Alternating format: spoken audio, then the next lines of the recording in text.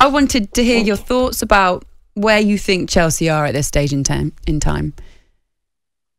Well, I think they are in a position that obviously is not acceptable. That's why the changement of management. We always complain, coaches, that we don't have enough money.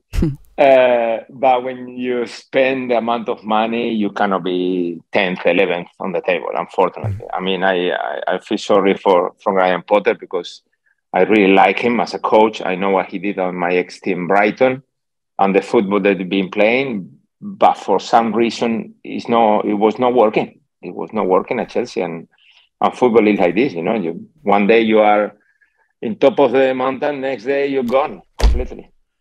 Gus, I was going to say to you, mate, I seem to be in the minority, actually, because I really enjoyed the game last night. I enjoyed the tactical side of it. And I was looking at Chelsea. I think it's safe to say Kante makes a big difference when he's back.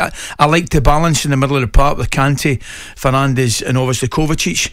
However, going back probably over old ground, Gus, I thought the biggest thing about Chelsea was the lack of an out-and-out centre forward. I think Havertz is a top player. I think he's technically excellent and I think he's very quick, but I think he comes to the ball, like a natural midfielder would, whereas a centre forward would position himself in the box and go away from the ball and try and go in behind defenders. And I think last night it was really evident. Yeah, I agree with you totally. I was surprised when I saw the team. I think it was a great idea from Bruno. He didn't go with the normal 2 centre midfielders and 3 up front, or kind of 3 up front. He went with 3 very good midfielders, strong midfielders. He even looked defensive, the team on paper. But after the first 20 minutes, Chelsea was excellent. But on that moment, you must score. When you are in top of a game, is the moment that you have to score. And that was a number 9 that you just say, Erik, is so important in a team. You can play very, very well up to the last third. But if you don't have the man at the top that is going to score the 20-plus goal in the Premier League, you got no chance. Well, Gus, watching last night, though, do you think that some of the chances they had, there was just another pass that they could have had? The one that Felix had in the first 15 minutes, he could just roll it to Havertz, he taps it in. If you watch Man City when they play without a striker, they still score goals. And, Nkunku's coming in the summer, he scores 1 in 3, doesn't he, for Leipzig? He will help score goals. But still, I feel like these players should be scoring more. I agree. I don't know about you, Laura, but I'm sure that Ali, Gabby and myself, we were looking at the game thinking, if I'm there, if we were there yesterday with the possibility of scoring, you will probably take one of those chances. Yeah, I did think I could score. Thank you. So that situation is completely the opposite to how the strikers of Chelsea feel right now. Every time they get a chance, it looks like they are so desperate to score that they cannot relax and just put the ball in the back of the net. Sometimes it's just a pass.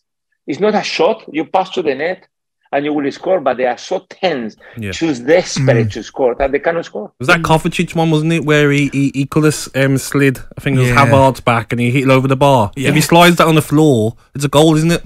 Gus, I was going to say to you, mate, looking at the Chelsea squad, can you make a case that there's actually too many players in the squad? It might be a crazy thing to say when we're in agreement that that the managers and coaches, you want money to spend on top players. That goes without saying. But you look at the Chelsea squad at this moment in time. Are there too many? Is that one of the problems? Yes, no doubt.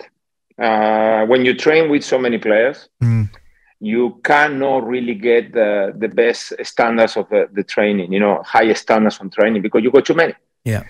Imagine if you need to do, I don't know now because it's one game maybe 3 days, but in a normal week, maybe in a Wednesday, you will do a little bit of tactics. And we've been football players, and you don't want to be out of the 22 playing on Wednesday, the tactical game. And in this Chelsea team, everybody fit. There are 6 or 7 out. Yeah. And we're talking about 6 or 7, and maybe some of them, they cost 30, 40 or 50 million pounds. And you left them out of the training.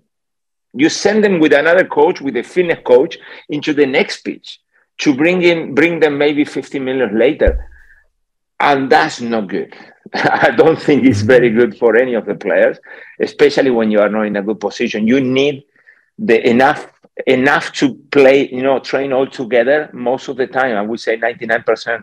And at this moment in time in Chelsea, we can all talk about who is the number 9, and we will probably pick different players. Mm-hmm. Maybe nowadays I will pick Sterling at number 9. I think we'll score more than the rest. Yeah. But he's not playing. Yeah.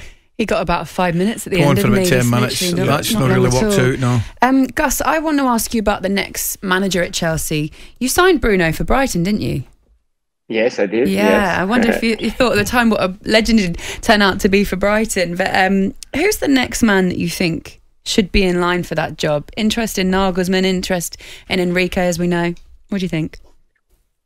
I think they need a personality. I think they need someone who the players, they're going to look at it and say, wow. Like impressive players. I'm talking about also the way that I would like it, and that influence on my decision. I like to be sitting on a dressing room and looking at the manager and thinking, wow, yes. I go with this guy. But then also we need to know what the owners want for the future. Because Chelsea, for me, this is my opinion, I don't want to be too tough on that. They didn't sign too many players for today. They signed it for next year or for the following year or for 4 years' time. And Chelsea is used to get players for today, that they're going to play today, not tomorrow, because they need to win today. So there has to be a mix of a manager who is going to impress the players that are there, the egos, but also a manager who is going to help these young players that they came in January to produce in the next 3 or 4 years. So it's a tough one. I don't have a name. I don't. It's very difficult for me. Yeah. talkSPORT Breakfast with Laura Woods, Monday to Wednesday mornings 6 till 10 on AM, on DAB, via the talkSPORT app and on your smart speaker. talkSPORT.